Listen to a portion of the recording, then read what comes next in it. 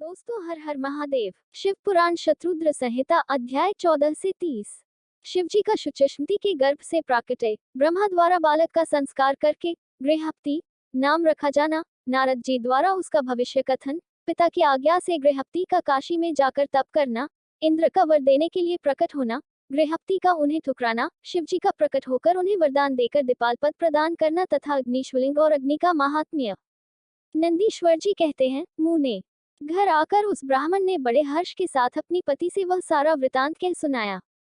उसे सुनकर विप्रपत्नी शुचिष्मति को महान आनंद प्राप्त हुआ। वह अत्यंत प्रेम पूर्वक अपने भाग्य की सराहना करने लगी। तदनंतर समय आने पर ब्राह्मण द्वारा विधिपूर्वक गर्भाधान कर्म संपन्न किए जाने पर वह नारी गर्भवती हुई। फिर उन विद्वान मुनि ने गर्भ के स्पंदन करने से पूर्व ही पुंसत्व की वृद्धि के लिए ग्रहम सूत्र में वर्णित विधि के अनुसार सम्यक रूप से पुंसवन संस्कार किया। तत्पश्चात 8वां महीना आने पर कृपालु विश्वानर ने सुखपूर्वक प्रसव होने के अभिप्राय से गर्भ के रूप की समृद्धि करने वाला सीमंत संस्कार संपन्न कराया।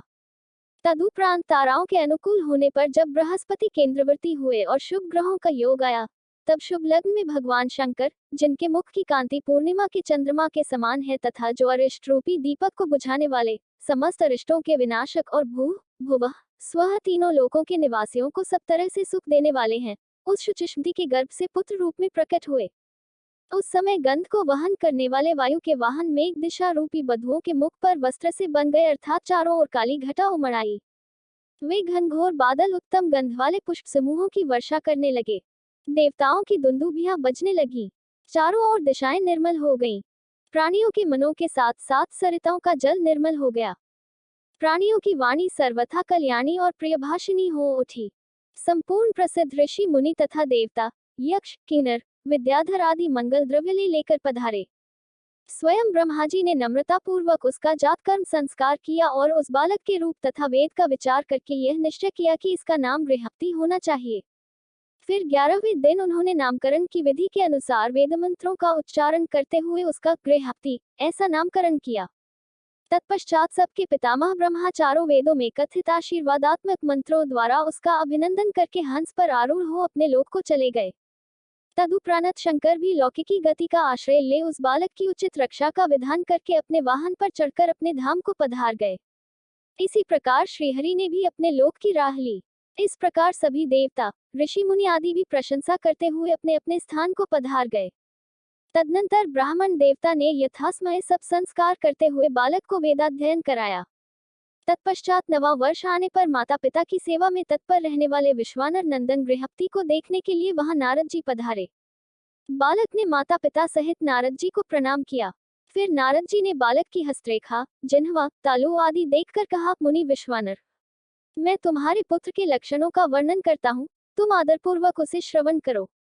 तुम्हारा यह पुत्र परम भाग्यवान है। इसके संपूर्ण अंगों के लक्षण शुभ हैं, किंतु इसके सर्वगुण संपन्न, संपूर्ण शुभ लक्षणों से समन्वित और चंद्रमा के समान संपूर्ण निर्मल कलाओं से सुशोभित होने पर भी विधाता ही इसकी रक्षा करें। इसलिए सब तरह के उपायों द्वारा इस शिशु की रक्षा करनी चाहिए, क्योंकि विधाता के विपरीत होने पर गुण भी दोष हो जाता है। मुझे शंका है कि इसके 12वें वर्ष में इस पर बिजली अथवा अग्नि द्वारा विधन आएगा। यूं कहकर नारद जी जैसे आए थे वैसे ही देवलोक को चले गए। सनत कुमार जी, नारद जी का कथन सुनकर पत्नी सहित विश्वानर ने समझ लिया कि यह तो बड़ा भयंकर वज्रपात हुआ। फिर वे हाय मैं मारा गया यूं कहकर छाती पीटने लगे और पुत्र शोक से व्याकुल होकर गहरी मूर्छा के वशीभूत हो गए। उधर शुचिष्मति भी डैक से पीड़ित हो अत्यंत ऊंचे स्वर से हाहाकार करती हुई ढाड़ मारकर रो पड़ी। उसकी सारी इंद्रियां अत्यंत व्याकुल हो उठी। तब पत्नी के आर्तनाद को सुनकर विश्वानर भी मूर्छा त्याग कर उठ बैठे और यह क्या है, क्या हुआ, यूं उच्च स्वर से बोलते हुए कहने लगे, गृहपति, जो मेरा बाहर विचरने वाला प्राण, मेरी सारी इंद्रियों का स्वामी तथा मेरे अंतरात्मा में निवास करने वाला है, कहाँ है? तब माता पिता को इस प्रकार अत्यंत शोकग्रस्त देखकर शंकर के अंश से उत्पन्न हुआ वह बालक गृहपति मुस्कुरा कर बोला। गृहपति ने कहा, माताजी तथा पिताजी, बताइए इस समय आप लोगों के रोने का क्या कारण है? किस लिए आप लोग फूट फूट कर रो रहे हैं? कहाँ से ऐसा भय आप लोगों को प्राप्त हुआ है? यदि मैं आपकी चरण रेणुओं से अपने शरीर की रक्षा कर लूं तो मुझ पर काल भी अपना प्रभाव नहीं डाल सकता। फिर इस तुच्छ, चंचल एवं अल्प बल वाली मृत्यु की तो बात ही क्या है। माता पिताजी, अब आप लोग मेरी प्रतिज्ञा सुनिए, यदि मैं आप लोगों का पुत्र हूँ तो ऐसा प्रयत्न करूंगा जिससे मृत्यु भी भयभीत हो जाएगी। मैं सत्पुरुषों को सब कुछ दे डालने वाले सर्वज्ञ मृत्युंजय की भली भांति आराधना करके महाकाल को भी जीत लूंगा, यह मैं आप लोगों से बिल्कुल सत्य कह रहा हूँ। नंदीश्वर जी कहते हैं, मुने। तब वे द्विजदंपति, जो शोक से संतप्त हो रहे थे, गृहस्थी के ऐसे वचन, जो अकाल में हुई अमृत की घनघोर वृष्टि के समान थे, सुनकर संताप रहित हो कहने लगे, बेटा, तू उन शिव की शरण में जा, जो ब्रह्मा आदि के भी कर्ता, मेघवाहन, अपनी महिमा से कभी च्युत न होने वाले और विश्व की रक्षामणि है। नंदीश्वर जी कहते हैं, मुने। माता पिता की आज्ञा पाकर गृहस्थी ने उनके चरणों में प्रणाम किया। फिर उनकी प्रदक्षिणा करके और उन्हें बहुत तरह से आश्वासन दे वे वहां से चल पड़े और उस काशीपुरी में जा पहुंचे, जो ब्रह्मा और नारायण आदि देवों के लिए भी दुष्प्राप महाप्रलय के संताप का विनाश करने वाली और विश्वनाथ द्वारा सुरक्षित थी, तथा जो कंठ प्रदेश में हार की तरह पड़ी हुई गंगा से सुशोभित तथा विचित्र गुणशालिनी हरपत्नी गिरिजा से विभूषित थी। वहां पहुंचकर वे विप्रवर पहले मणिकर्णिका पर गए। वहां उन्होंने विधिपूर्वक स्नान करके भगवान विश्वनाथ का दर्शन किया। फिर बुद्धिमान गृहस्थी ने परमानंद मग्न हो त्रिलोकी के प्राणियों की प्राणरक्षा करने वाले शिव को प्रणाम किया। उस समय उनकी अंजलि बंधी थी और सिर झुका हुआ था। वे बारंबार उस शिवलिंग की ओर देखकर हृदय में हर्षित हो रहे थे और यह सोच रहे थे कि यह लिंग निस्संदेह स्पष्ट रूप से आनंद केंद्र ही है। वे कहने लगे, अहो, आज मुझे जो सर्वव्यापी श्रीमान विश्वनाथ का दर्शन प्राप्त हुआ, इसलिए इस चराचर त्रिलोकी में मुझसे बढ़कर धन्यवाद का पात्र दूसरा कोई नहीं है। जान पड़ता है, मेरा भाग्योदय होने से ही उन दिनों में महर्षि नारद ने आकर वैसी बात कही थी, जिसके कारण आज मैं कृतकृत्य हो रहा हूँ। नंदीश्वर जी कहते हैं, मुने। इस प्रकार आनंदामृत रूपी रसों द्वारा पारण करके गृहस्थी ने शुभ दिन में सर्वहितकारी शिवलिंग की स्थापना की और पवित्र गंगाजल से भरे हुए 108 कलशों द्वारा शिवजी को स्नान कराकर ऐसे घोर नियमों को स्वीकार किया, जो अकृतात्मा पुरुषों के लिए दुष्कर थे। नारद जी, इस प्रकार एकमात्र शिव में मन लगाकर तपस्या करते हुए उस महात्मा गृहस्थी की आयु का 1 वर्ष व्यतीत हो गया। तब जन्म से 12वां वर्ष आने पर नारद जी के कहे हुए उस वचन को सत्य करते हुए वज्रधारी इंद्र उनके निकट पधारे और बोले, विप्रवर, मैं इंद्र हूँ और तुम्हारे शुभ व्रत से प्रसन्न होकर आया हूँ। अब तुम वर मांगो, मैं तुम्हारी मनोवांछा पूर्ण कर दूंगा। तब गृहस्थी ने कहा, मघवन, मैं जानता हूँ आप वज्रधारी इंद्र हैं, परंतु वृत्रशत्रो, मैं आपसे वर याचना करना नहीं चाहता, मेरे वरदायक तो शंकर जी ही होंगे। इंद्र बोले, शिशो, शंकर मुझसे भिन्न थोड़े ही हैं। अरे, मैं देवराज हूँ, अतः तुम अपनी मूर्खता का परित्याग करके वर मांग लो, देर मत करो। गृहस्थी ने कहा, पाकशासन, आप अहल्या का सतीत्व नष्ट करने वाले दुराचारी पर्वत शत्रु ही है ना। आप जाइए, क्योंकि मैं पशुपति के अतिरिक्त किसी अन्य देव के सामने स्पष्ट रूप से प्रार्थना करना नहीं चाहता। नंदीश्वर जी कहते हैं, मुने। गृहस्थी के उस वचन को सुनकर इंद्र के नेत्र क्रोध से लाल हो गए। वे अपने भयंकर वज्र को उठाकर उस बालक को डराने धमकाने लगे। तब बिजली की ज्वालाओं से व्याप्त उस वज्र को देखकर बालक गृहस्थी को नारद जी के वाक्य स्मरण हो आए। फिर तो वे भय से व्याकुल होकर मूर्छित हो गए। तदनंतर अज्ञानांधकार को दूर भगाने वाले गौरीपति शंभु वहां प्रकट हो गए और अपने हस्त स्पर्श से उसे जीवनदान देते हुए से बोले, वत्स, उठ उठ, तेरा कल्याण हो। तब रात्रि के समय मुंदे हुए कमल की तरह उसके नेत्रकमल खुल गए और उसने उठकर अपने सामने सैकड़ों सूर्यों से भी अधिक प्रकाशमान शंभु को उपस्थित देखा। उनके ललाट में तीसरा नेत्र चमक रहा था, गले में नीला चिन्ह था, ध्वजा पर वृषभ का स्वरूप दिख रहा था, वामान में गिरिजा देवी विराजमान थी, मस्तक पर चंद्रमा सुशोभित था, बड़ी बड़ी जटाओं से उनकी अद्भुत शोभा हो रही थी। वे अपने आयुध त्रिशूल और आजगव धनुष धारण किए हुए थे। कपूर के समान गौरवर्ण का शरीर अपनी प्रभा बिखेर रहा था। वे गच्चर लपेटे हुए थे। उन्हें देखकर शास्त्र कथित लक्षणों तथा गुरु वचनों से जब गृहस्थी ने समझ लिया कि ये महादेव ही हैं, तब हर्ष के मारे उनके नेत्रों में आंसू छलक आए, गला रुंध गया और शरीर रोमांचित हो उठा। वे क्षण भर तक अपने आप को भूलकर चित्रकूट एवं त्रिपुत्रक पर्वत की भांति निश्चल खड़े रह गए। जब वे स्तवन करने, नमस्कार करने अथवा कुछ भी कहने में समर्थ न हो सके, तब शिवजी मुस्कुरा कर बोले, ईश्वर ने कहा, गृहस्थे, जान पड़ता है तुम वज्रधारी इंद्र से डर गए हो। वत्स, तुम भयभीत मत हो, क्योंकि मेरे भक्त पर इंद्र और वज्र की कौन कहे, यमराज भी अपना प्रभाव नहीं डाल सकते। यह तो मैंने तुम्हारी परीक्षा ली है और मैंने ही तुम्हें इंद्र रूप धारण करके डराया है। भद्र, अब मैं तुम्हें वर देता हूँ, आज से तुम अग्निपथ के भागी होगे। तुम समस्त देवताओं के लिए वरदाता बनोगे। अग्नि, तुम समस्त प्राणियों के अंदर जठराग्नि रूप से विचरण करोगे। तुम्हें दीपाल रूप से धर्मराज और इंद्र के मध्य में राज्य की प्राप्ति होगी। तुम्हारे द्वारा स्थापित यह शिवलिंग तुम्हारे नाम पर अग्निश्वर नाम से प्रसिद्ध होगा। यह सब प्रकार के तेजों की वृद्धि करने वाला होगा। जो लोग इस अग्निश्वर लिंग के भक्त होंगे, उन्हें बिजली और अग्नि का भय नहीं रह जाएगा, अग्निमांद्य नामक रोग नहीं होगा और न कभी उनकी अकाल मृत्यु ही होगी। काशीपुरी में स्थित संपूर्ण समृद्धियों के प्रदाता अग्निश्वर की भली भांति अर्चना करने वाला भक्त यदि प्रारब्धवश किसी अन्य स्थान में भी मृत्यु को प्राप्त होगा तो भी वह वहिनलोक में प्रतिष्ठित होगा। नंदीश्वर जी कहते हैं, मुने। यूं कहकर शिवजी ने गृहपति के बंधुओं को बुलाकर उनके माता पिता के सामने उस अग्नि का दीपतिपत पर अभिषेक कर दिया और स्वयं उसी लिंग में समा गए। तात, इस प्रकार मैंने तुमसे परमात्मा शंकर के गृहपति नामक अग्नि अवतार का, जो दुष्टों को पीड़ित करने वाला है, वर्णन कर दिया। जो सुदृढ़ पराक्रमी जितेंद्रिय पुरुष अथवा सत्व संपन्न स्त्रियां अग्नि प्रवेश कर जाती हैं, वे सबके सब अग्नि सरीखे तेजस्वी होते हैं। इसी प्रकार जो ब्राह्मण अग्निहोत्र परायण, ब्रह्मचारी तथा पंचाग्नि का सेवन करने वाले हैं, वे अग्नि के समान वर्चस्वी होकर अग्निलोक में विचरते हैं। जो शीतकाल में शीत निवारण के निमित्त बोझ की बोझ लकड़ियां दान करता है अथवा जो अग्नि की इष्टि करता है, वह अग्नि के सन्निकट निवास करता है। जो श्रद्धापूर्वक किसी अनाथ मृतक का अग्नि संस्कार कर देता है अथवा स्वयं शक्ति न होने पर दूसरे को प्रेरित करता है, वह अग्निलोक में प्रशंसित होता है। द्विजातियों के लिए परम कल्याणकारक एक अग्नि ही है।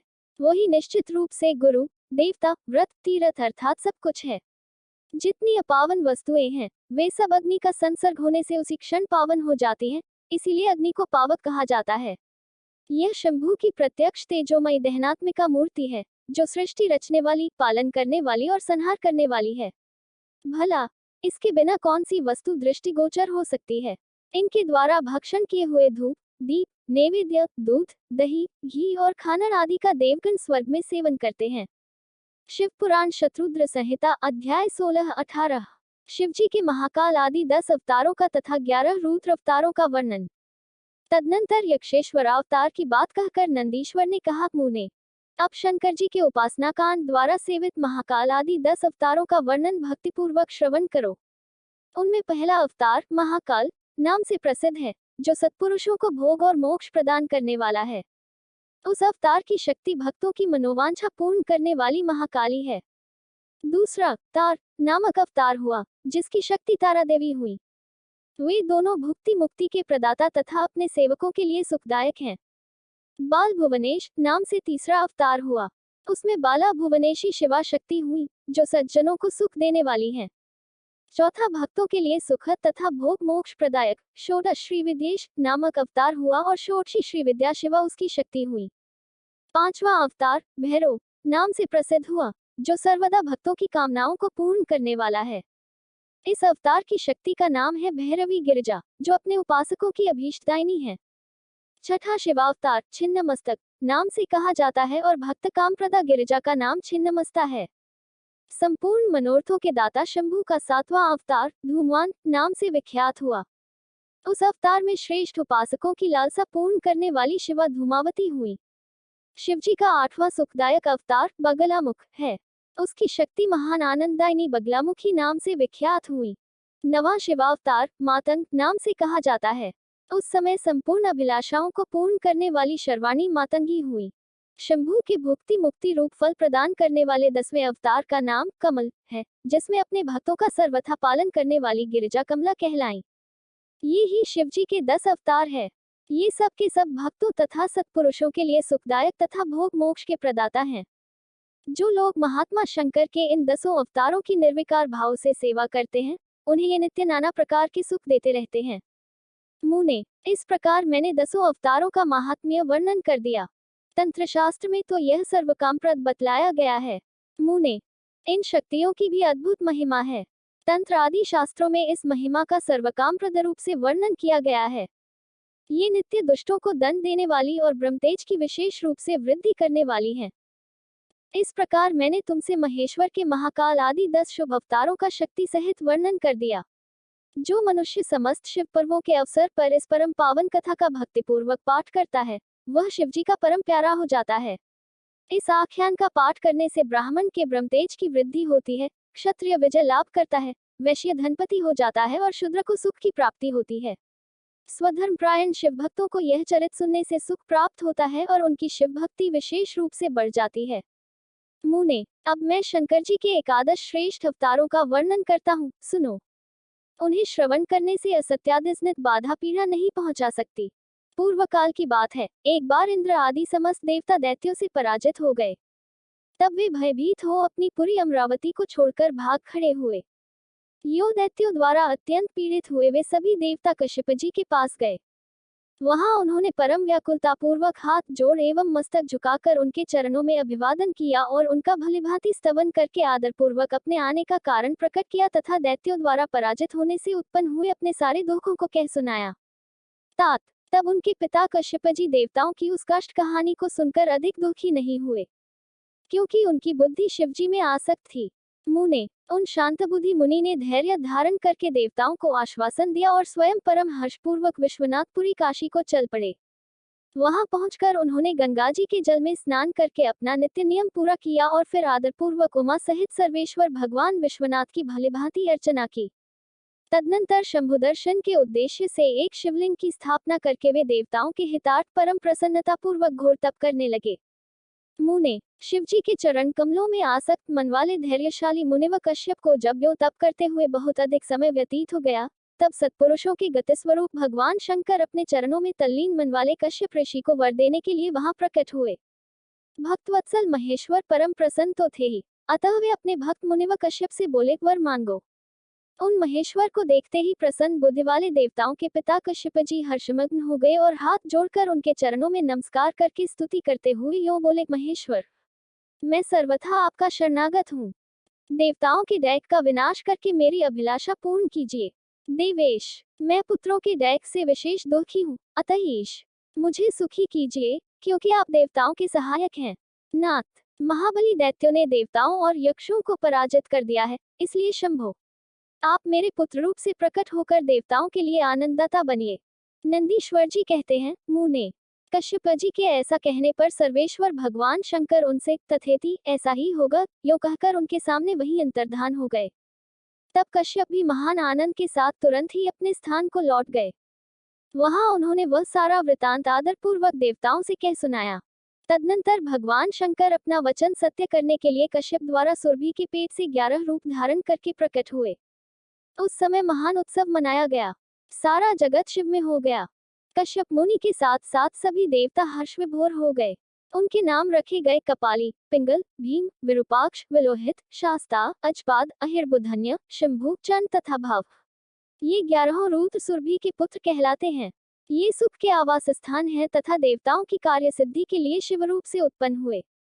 ये कश्यप नंदन वीरवर रुद्र महान बल पराक्रम संपन्न थे। इन्होंने संग्राम में देवताओं की सहायता करके दैत्यों का संहार कर डाला।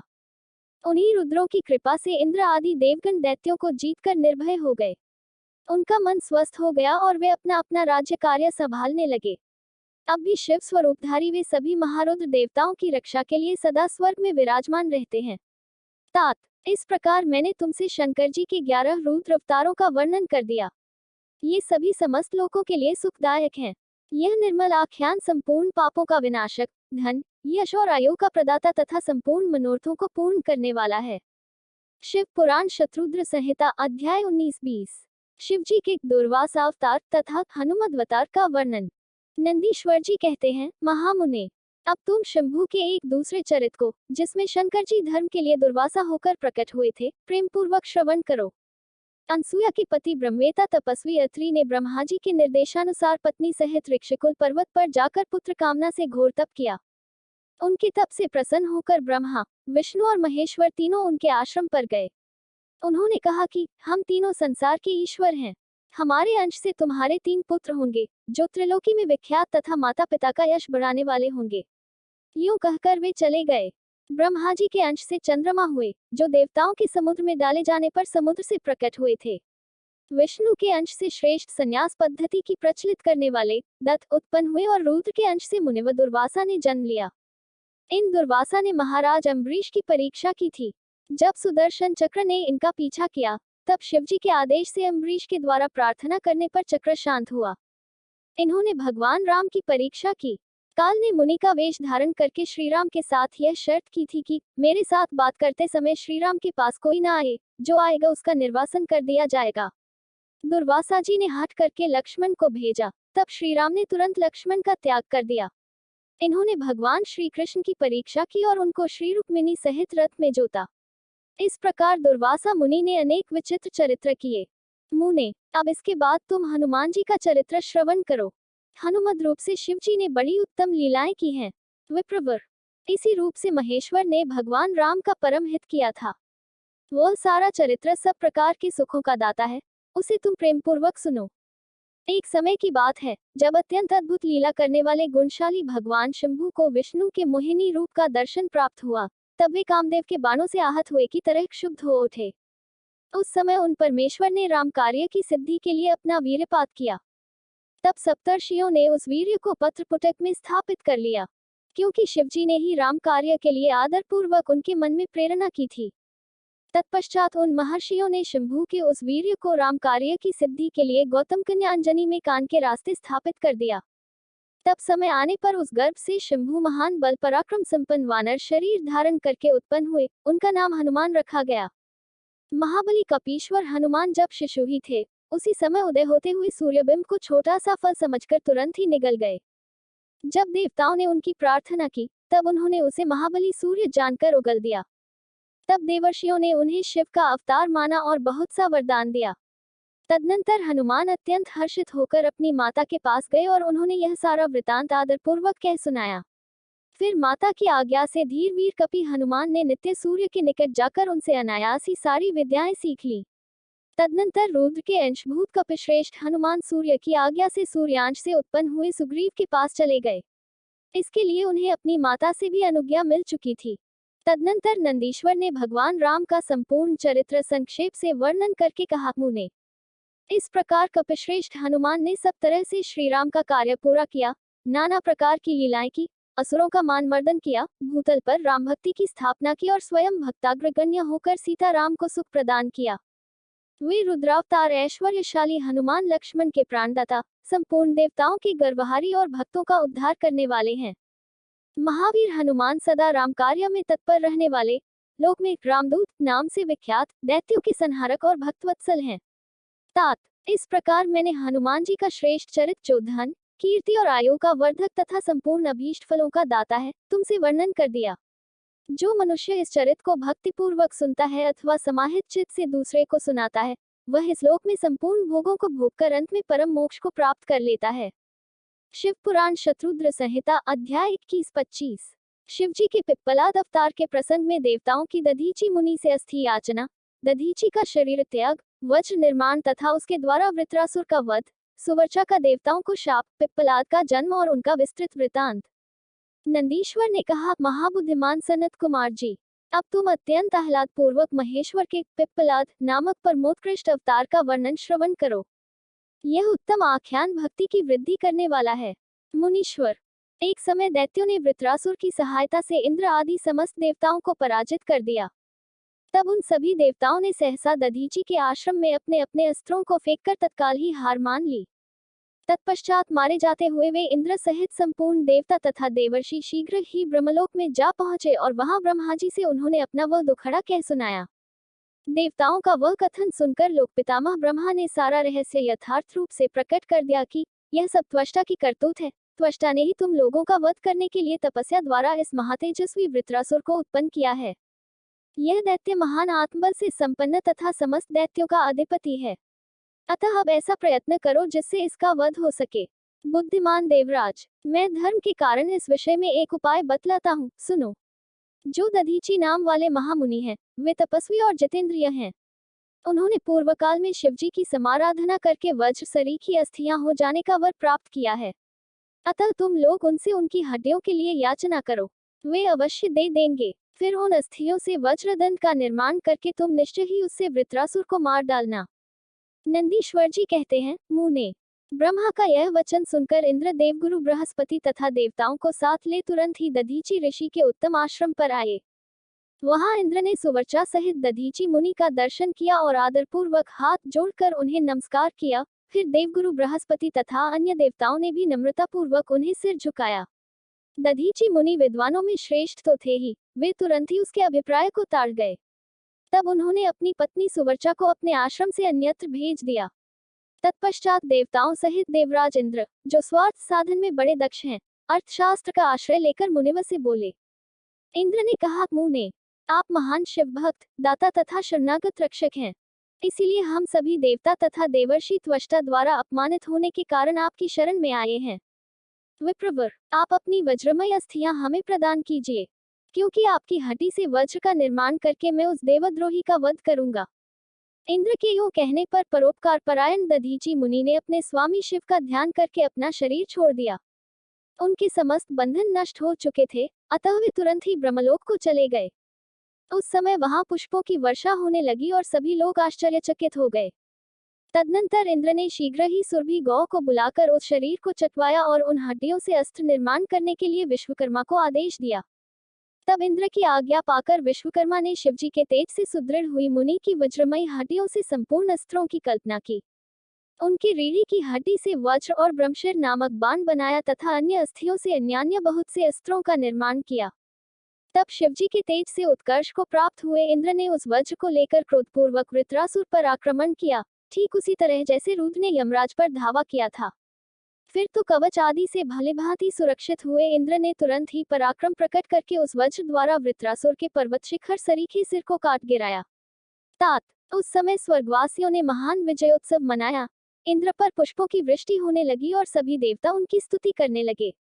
तदनंतर महान आत्मबल से संपन्न दधीचि मुनि की पतिव्रता पत्नी सुवर्चा पति के आज्ञानुसार अपने आश्रम के भीतर गई। वहां देवताओं के लिए पति को मरा हुआ जानकर वह देवताओं को शाप देते हुए बोली। सुवर्चा ने कहा, अहो, इंद्र सहित ये सभी देवता बड़े दुष्ट हैं और अपना कार्य सिद्ध करने में निपुण, मूर्ख तथा लोभी हैं, इसलिए ये सब के सब आज से मेरे शाप से पशु हो जाएं। इस प्रकार उस तपस्वी मुनि पत्नी सुवर्चा ने उन इंद्र आदि समस्त देवताओं को शाप दे दिया। तत्पश्चात उस पतिव्रता ने पतिलोक में जाने का विचार किया। फिर तो मनस्विनी सुवर्चा ने परम पवित्र लकड़ियों द्वारा एक चिता तैयार की। उसी समय शंकर जी की प्रेरणा से सुखदायिनी आकाशवाणी हुई। वह उस मुनिपत्नी सुवर्चा को आश्वासन देती हुई बोली। आकाशवाणी ने कहा, प्राज्ञे, ऐसा साहस मत करो, मेरी उत्तम बात सुनो। देवी, तुम्हारे उदर में मुनि का तेज वर्तमान है, तुम उसे यत्नपूर्वक उत्पन्न करो। पीछे तुम्हारी जैसी इच्छा हो वैसा करना, क्योंकि शास्त्र का ऐसा आदेश है कि गर्भवती को अपना शरीर नहीं जलाना चाहिए, अर्थात सती नहीं होना चाहिए। नंदीश्वर जी कहते हैं, मुनीश्वर। यूं कहकर वह आकाशवाणी उपराम हो गई। उसे सुनकर वह मुनिपत्नी क्षण भर के लिए विस्मय में पड़ गई। परंतु उस सती साध्वी सुवर्चा को तो पतिलोक की प्राप्ति ही अभीष्ट थी, अतः उसने बैठकर पत्थर से अपने उदर को विदीर्ण कर डाला। तब उसके पेट से मुनिवर दधीचि का वह गर्भ बाहर निकल आया। उसका शरीर परम दिव्य और प्रकाशमान था तथा वह अपनी प्रभा से दसों दिशाओं को उद्भासित कर रहा था। तात, दधीचि के उत्तम तेज से प्रादुर्भूत हुआ वह गर्भ अपनी लीला करने में समर्थ साक्षात रुद्र का अवतार था। मुनिप्रिया सुवर्चा ने दिव्य स्वरूपाधारी अपने उस पुत्र को देखकर मन ही मन समझ लिया कि यह रुद्र का अवतार है। फिर तो वह महासाध्वी परमानंद मग्न हो गई और शीघ्र ही उसे नमस्कार करके उसकी स्तुति करने लगी। मुनीश्वर, उसने उस स्वरूप को अपने हृदय में धारण कर लिया। तदनंतर पतिलोक की कामना वाली विमलेक्षणा माता सुवर्चा मुस्कुराकर अपने उस पुत्र में परम स्नेहपूर्वक बोली। सुवर्चा ने कहा, तात परमेशन, तुम इस अश्वत्थ वृक्ष के निकट चिरकाल तक स्थित रहो। महाभाग, तुम समस्त प्राणियों के लिए सुखदाता हो और अब मुझे प्रेम पूर्वक पतिलोक में जाने के लिए आज्ञा दो। वहां पति के साथ रहती हुई मैं रुद्र रूपधारी तुम्हारा ध्यान करती रहूंगी। नंदीश्वर जी कहते हैं, मुने। साध्वी सुवर्चा ने अपने पुत्र से यूं कहकर परम समाधि द्वारा पति का अनुगमन किया। मुनिव, इस प्रकार दधीचि पत्नी सुवर्चा शिवलोक में पहुंचकर अपने पति से जा मिली और आनंद पूर्वक शंकर जी की सेवा करने लगी। तात, इतने में ही हर्ष में भरे हुए इंद्र सहित समस्त देवता मुनियों के साथ आमंत्रित हुए की तरह शीघ्रता से वहां आ पहुंचे। तब प्रसन्न बुद्धि वाले ब्रह्मा ने उस बालक का नाम पिप्पलाद रखा। फिर सभी देवता महोत्सव मनाकर अपने अपने धाम को चले गए। तदनंतर महान ऐश्वर्यशाली रुद्रावतार पिप्पलाद उसी अश्वत्थ के नीचे लोगों की हितकामना से चिरकालिक तप में प्रवृत्त हुए। लोकाचार का अनुसरण करने वाले पिप्पलाद का यूं तपस्या करते हुए बहुत बड़ा समय व्यतीत हो गया। तदनंतर पिप्पलाद ने राजा अनरण्य की कन्या पद्मा से विवाह करके तरुण हो उसके साथ विलास किया। उन मुनि के 10 पुत्र उत्पन्न हुए, जो सबके सब पिता के ही समान महात्मा और उग्र तपस्वी थे। वे अपनी माता पद्मा के सुख की वृद्धि करने वाले हुए। इस प्रकार महाप्रभु शंकर के लीलावतार मुनिव पिप्पलाद ने महान ऐश्वर्यशाली तथा नाना प्रकार की लीलाएं की। उन कृपालु ने जगत में शनैश्चर की पीड़ा को, जिसका निवारण करना सबकी शक्ति के बाहर था, देखकर लोगों को प्रसन्नतापूर्वक यह वरदान दिया कि जन्म से लेकर 16 वर्ष तक की आयु वाले मनुष्यों को तथा शिव भक्तों को शनि की पीड़ा नहीं हो सकती। यह मेरा वचन सर्वथा सत्य है। यदि कहीं शनि मेरे वचन का अनादर करके उन मनुष्यों को पीड़ा पहुंचाएगा तो वह निस्संदेह भस्म हो जाएगा। तात, इसलिए उस भय से भीत हुआ ग्रह श्रेष्ठ शनैश्चर विकृत होने पर भी वैसे मनुष्यों को कभी पीड़ा नहीं पहुंचाता। मुनिव, इस प्रकार मैंने लीला से मनुष्य रूप धारण करने वाले पिप्पलाद का उत्तम चरित तुम्हें सुना दिया। यह संपूर्ण कामनाओं को पूर्ण करने वाला है। गाधी, कौशिक और महामुनि पिप्पलाद, ये तीनों स्मरण किए जाने पर शनैश्चर जनित पीड़ा का नाश कर देते हैं। वे मुनिव दधीचि, जो परम ज्ञानी, सत्पुरुषों के प्रिय तथा महान शिव भक्त थे, धन्य हैं, जिनके यहाँ स्वयं आत्मज्ञानी महेश्वर पिप्पलाद नामक पुत्र होकर उत्पन्न हुए।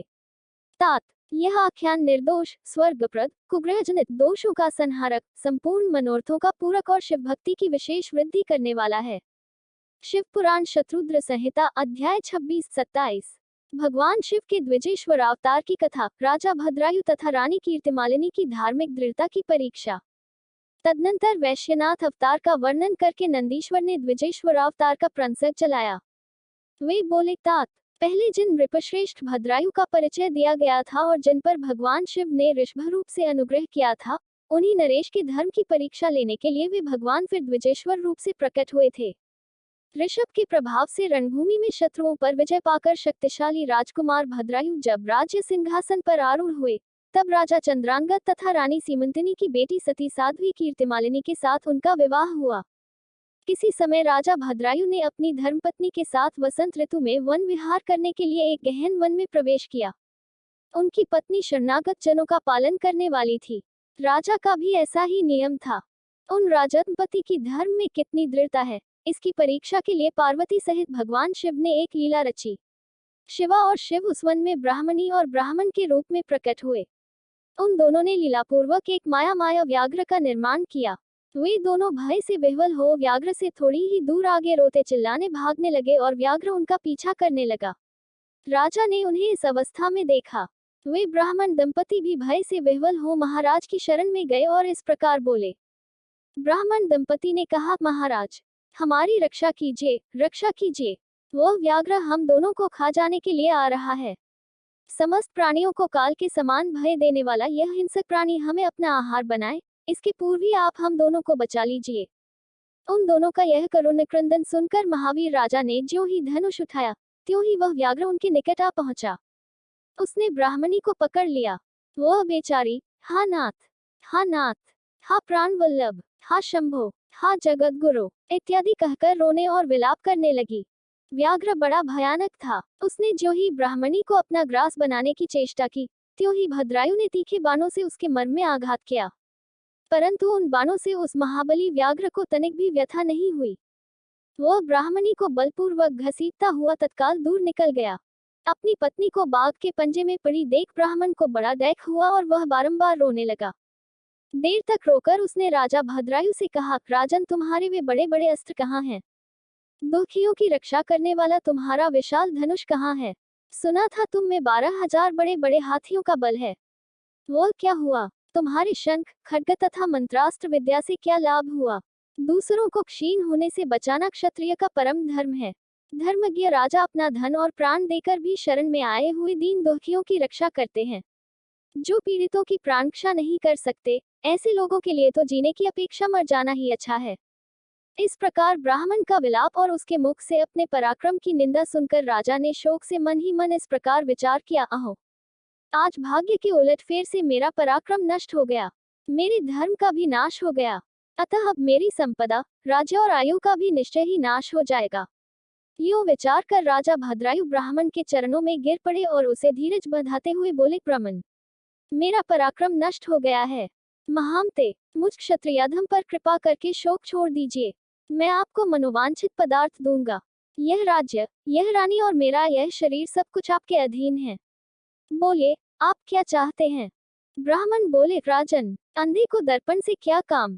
जो भिक्षा मांगकर जीवन निर्वाह करता हो, वह बहुत से घर लेकर क्या करेगा? जो मूर्ख है, उसे पुस्तक से क्या काम, तथा जिसके पास स्त्री नहीं है, वह धन लेकर क्या करेगा?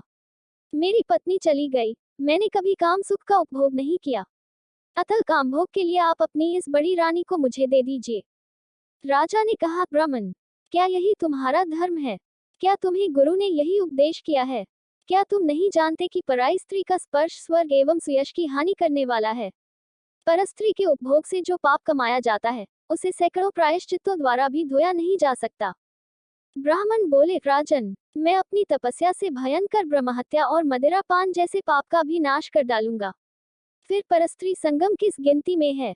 अतः आप अपनी इस भार्या को मुझे अवश्य दे दीजिए, अन्यथा आप निश्चय ही नरक में पड़ेंगे। ब्राह्मण की इस बात पर राजा ने मन ही मन विचार किया कि ब्राह्मण के प्राणों की रक्षा न करने से महापाप होगा, अतः इससे बचने के लिए पत्नी को दे डालना ही श्रेष्ठ है। इस श्रेष्ठ ब्राह्मण को अपनी पत्नी देकर मैं पाप से मुक्त हो शीघ्र ही अग्नि में प्रवेश कर जाऊंगा। मन ही मन ऐसा निश्चय करके राजा ने आग जलाए और ब्राह्मण को बुलाकर उसे अपनी पत्नी को दे दिया। तत्पश्चात स्नान करके पवित्र हो देवताओं को प्रणाम करके उन्होंने अग्नि की 2 बार परिक्रमा की और एकाग्रचित होकर भगवान शिव का ध्यान किया। इस प्रकार राजा को अग्नि में गिरने के लिए उद्यत देख जगतपति भगवान विश्वनाथ सहसा वहां प्रकट हो गए। उनके 5 मुख थे, मस्तक पर चंद्रकला आभूषण का काम दे रही थी, कुछ कुछ पीले रंग की जटा लटकी हुई थी। वे कोटि कोटि सूर्यों के समान तेजस्वी थे। हाथों में त्रिशूल, खटवान, कुठार, ढाल, मृग, अभय, वरद और पिनाक धारण किए बैल की पीठ पर बैठे हुए भगवान नीलकंठ को राजा ने अपने सामने प्रत्यक्ष देखा। उनके दर्शन जनित आनंद से युक्त हो राजा भद्रायु ने हाथ जोड़कर स्तवन किया। राजा की स्तुति करने पर पार्वती के साथ प्रसन्न हुए महेश्वर ने कहा, राजन, तुमने किसी अन्य का चिंतन न करके जो सदा सर्वदा मेरा पूजन किया है, तुम्हारी इस भक्ति के कारण और तुम्हारे द्वारा की हुई इस पवित्र स्तुति को सुनकर मैं बहुत प्रसन्न हुआ हूँ। तुम्हारे भक्तिभाव की परीक्षा के लिए मैं स्वयं ब्राह्मण बनकर आया था। जिसे व्याघ्र ने ग्रस लिया था, वह ब्राह्मणी और कोई नहीं, ये गिरिराजनंदिनी उमा देवी ही थी। तुम्हारे बाण मारने से भी जिसके शरीर को चोट नहीं पहुंची, वह व्याघ्र माया निर्मित था। तुम्हारे धैर्य को देखने के लिए ही मैंने तुम्हारी पत्नी को मांगा था। इस कीर्तिमालिनी की और तुम्हारी भक्ति से मैं संतुष्ट हूँ। तुम कोई दुर्लभ वर मांगो, मैं उसे दूंगा। राजा बोले, देव, आप साक्षात परमेश्वर हैं। आपने सांसारिक ताप से घिरे हुए मुझ अधम को तो प्रत्यक्ष दर्शन दिया है, यही मेरे लिए महान वर है। देव, आप वरदाताओं में श्रेष्ठ हैं। आपसे मैं दूसरा कोई वर नहीं मांगता। मेरी यही इच्छा है कि मैं, मेरी रानी, मेरे माता पिता, पद्माकर वैश्य और उसके पुत्र सुने, इन सबको आप अपना पार्श्ववर्ती सेवक बना लीजिए। तत्पश्चात रानी कीर्तिमालिनी ने प्रणाम करके अपनी भक्ति से भगवान शंकर को प्रसन्न किया और यह उत्तम वर मांगा, महादेव, मेरे पिता चंद्रांगद और माता सीमंतिनी, इन दोनों को भी आपके समीप निवास प्राप्त हो। भक्तवत्सल भगवान गौरीपति ने प्रसन्न होकर एवमस्तु कहा और उन दोनों पति पत्नी को इच्छानुसार वर देकर वे क्षण भर में अंतर्धान हो गए। इधर राजा ने भगवान शंकर का प्रसाद प्राप्त करके रानी कीर्तिमालिनी के साथ प्रिय विषयों का उपभोग किया और 10,000 वर्षों तक राज्य करने के पश्चात अपने पुत्रों को राज्य देकर उन्होंने शिवजी के परम पद को प्राप्त किया। राजा और रानी दोनों ही भक्तिपूर्वक महादेव जी की पूजा करके भगवान शिव के धाम को प्राप्त हुए। यह परम पवित्र, पापनाशक एवं अत्यंत गोपनीय भगवान शिव का विचित्र गुणानुवाद जो विद्वानों को सुनाता है अथवा स्वयं भी शुद्धचित होकर पढ़ता है, वह इस लोक में भोग ऐश्वर्य को प्राप्त कर अंत में भगवान शिव को प्राप्त होता है। शिव पुराण शत्रुद्र संहिता अध्याय 28। भगवान शिव का यतिनाथ एवं हंस नामक अवतार। नंदीश्वर कहते हैं, मुने, अब मैं परमात्मा शिव के यतिनाथ नामक अवतार का वर्णन करता हूँ। मुनीश्वर, अर्बुदाचल नामक पर्वत के समीप एक भील रहता था, जिसका नाम था आहुक। उसकी पत्नी को लोग आहुका कहते थे। वह उत्तम व्रत का पालन करने वाली थी। वे दोनों पति पत्नी महान शिव भक्त थे और शिव की आराधना पूजा में लगे रहते थे। एक दिन वह शिव भक्त भील अपनी पत्नी के लिए आहार की खोज करने के निमित्त जंगल में बहुत दूर चला गया। इसी समय संध्याकाल में भील की परीक्षा लेने के लिए भगवान शंकर सन्यासी का रूप धारण करके घर आए। इतने में ही उस घर का मालिक भील भी चला गया और उसने बड़े प्रेम से उन यतिराज का पूजन किया। उसके मनोभाव की परीक्षा के लिए उन यतीश्वर ने दीन वाणी में कहा, भील, आज रात में यहाँ रहने के लिए मुझे स्थान दे दो। सवेरा होते ही चला जाऊंगा। तुम्हारा सदा कल्याण हो। भील बोला, स्वामी जी, आप ठीक कहते हैं, तथापि मेरी बात सुनिए। मेरे घर में स्थान तो बहुत थोड़ा है, फिर उसमें आपका रहना कैसे हो सकता है। भील की यह बात सुनकर स्वामी जी वहां से चले जाने को उद्यत हो गए। तब भीलनी ने कहा, प्राणनाथ, आप स्वामी जी को स्थान दे दीजिए। घर आए हुए अतिथि को निराश न लौटाइए, अन्यथा हमारे गृहस्थ धर्म के पालन में बाधा पहुंचेगी। आप स्वामी जी के साथ सुखपूर्वक घर के भीतर रहिए और मैं बड़े बड़े अस्त्र शस्त्र लेकर बाहर खड़ी रहूंगी। पत्नी की यह बात सुनकर भील ने सोचा, स्त्री को घर से बाहर निकालकर मैं भीतर कैसे रह सकता हूँ। सन्यासी जी का अन्यत्र जाना भी मेरे लिए अधर्मकारक ही होगा। ये दोनों ही कार्य एक गृहस्थ के लिए सर्वथा अनुचित हैं। अतः मुझे ही घर के बाहर रहना चाहिए। होनहार होगी वह तो होकर ही रहेगी। ऐसा सोच आग्रह करके उसने स्त्री को और सन्यासी जी को तो सानंद घर के भीतर रख दिया और स्वयं वह भील अपने आयुध पास रखकर घर से बाहर खड़ा हो गया। रात में जंगली क्रूर एवं हिंसक पशु उसे पीड़ा देने लगे। उसने भी यथाशक्ति उनसे बचने के लिए महान यत्न किया। इस तरह यत्न करता हुआ वह भील बलवान होकर भी प्रारब्ध प्रेरित हिंसक पशुओं द्वारा बलपूर्वक खा लिया गया। प्रातःकाल उठकर जब यति ने देखा कि हिंसक पशुओं ने वनवासी भील को खा डाला है, तब उन्हें बड़ा डैक हुआ। सन्यासी को दुखी देख भीलनी डैक से व्याकुल होने पर भी धैर्यपूर्वक उस डैक को दबाकर यूं बोली, स्वामी जी, आप दुखी किस लिए हो रहे हैं। इन भीलराज का तो इस समय कल्याण ही हुआ। ये धन्य और कृतार्थ हो गए जो इन्हें ऐसी मृत्यु प्राप्त हुई। मैं चिता की आग में जलकर इनका अनुसरण करूंगी। आप प्रसन्नतापूर्वक मेरे लिए एक चिता तैयार कर दें, क्योंकि स्वामी का अनुसरण करना स्त्रियों के लिए सनातन धर्म है। उसकी बात सुनकर सन्यासी जी ने स्वयं चिता तैयार की और भीलनी ने अपने धर्म के अनुसार उसमें प्रवेश किया। इसी समय भगवान शंकर अपने साक्षात स्वरूप से उसके सामने प्रकट हो गए और उसकी प्रशंसा करते हुए बोले, तुम धन्य हो, धन्य हो। मैं तुम पर प्रसन्न हूँ। तुम इच्छानुसार वर मांगो, तुम्हारे लिए मुझे कुछ भी अदेय नहीं है। भगवान शंकर का यह परमानंददायक वचन सुनकर भीलनी को बड़ा सुख मिला। वो ऐसी विभोर हो गई कि इसे किसी भी बात की सुध नहीं रही। उसकी इस अवस्था को लक्ष्य करके भगवान शंकर और भी प्रसन्न हुए और उसके न मांगने पर भी उसे वर देते हुए बोले, मेरा जो यति रूप है, यह भावी जन्म में हंस रूप से प्रकट होगा और प्रसन्नतापूर्वक तुम दोनों का परस्पर सहयोग कराएगा। यह भील निष्ठदेश की उत्तम राजधानी में राजा वीरसेन का श्रेष्ठ पुत्र होगा। उस समय नल के नाम से इसकी ख्याति होगी और तुम विदर्भ नगर में भीमराज की पुत्री दमयंती होगी। तुम दोनों मिलकर राजभोग भोगने के पश्चात वह मोक्ष प्राप्त करोगे, जो बड़े बड़े योगीश्वरों के लिए भी दुर्लभ है। नंदीश्वर कहते हैं, मुने। ऐसा कहकर भगवान शिव उस समय लिंग रूप में स्थित हो गए। वह भील अपने धर्म से विचलित नहीं हुआ था, अतः उसी के नाम पर उस लिंग को अचलेश संज्ञा दी गई। दूसरे जन्म में वह आहुक नामक भील नैष्ठ नगर में वीरसेन का पुत्र हो महाराज नल के नाम से विख्यात हुआ और आहुका नामक की भीलनी हुई और वे यतिनाथ शिव वहां हंस रूप में प्रकट हुए। उन्होंने दमयंती का नल के साथ विवाह कराया।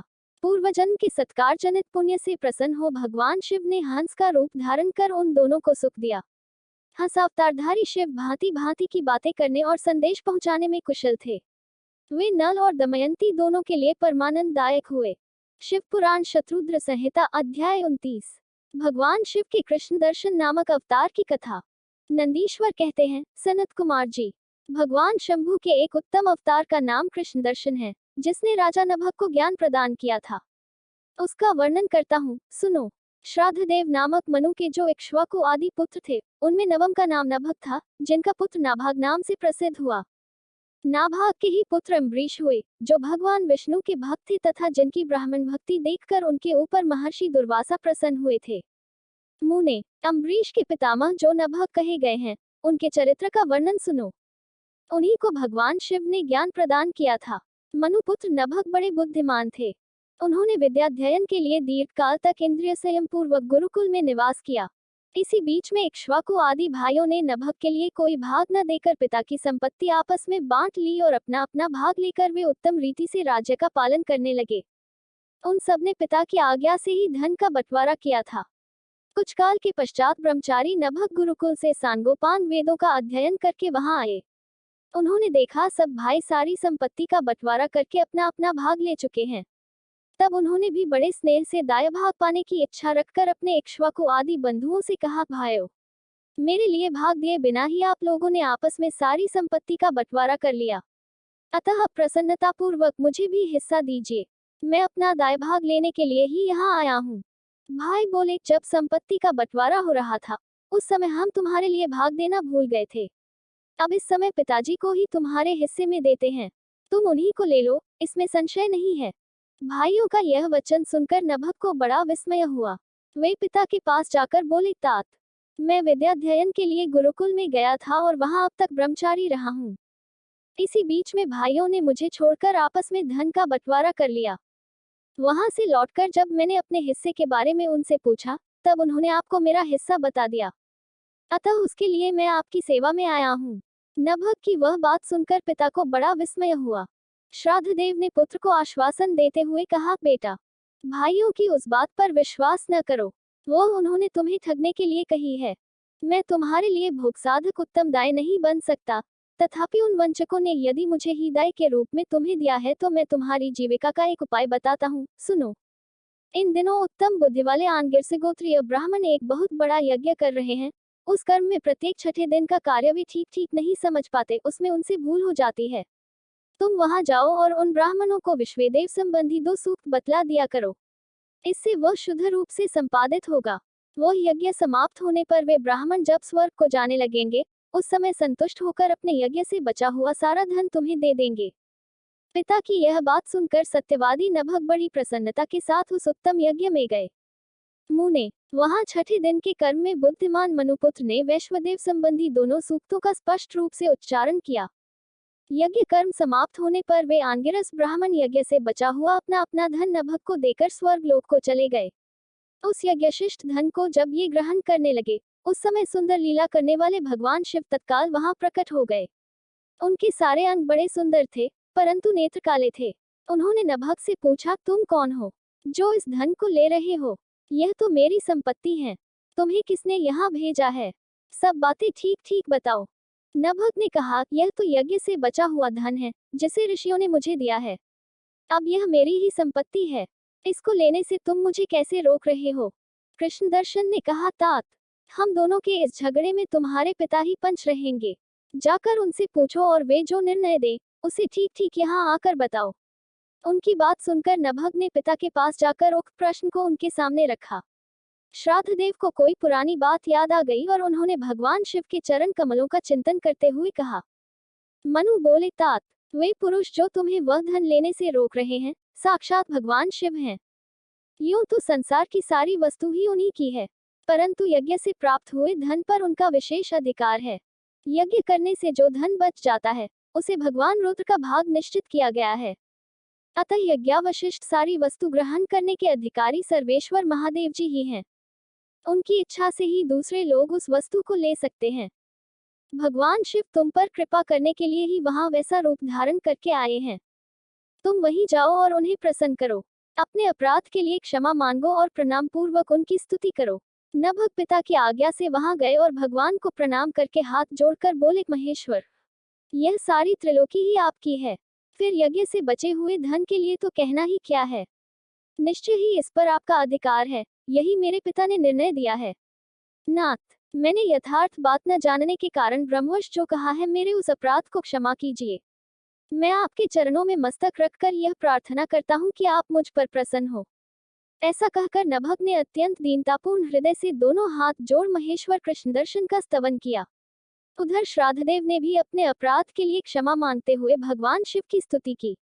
तदनंतर भगवान रुद्र ने मन ही मन प्रसन्न हो नभक को कृपा दृष्टि से देखा और मुस्कुराते हुए कहा।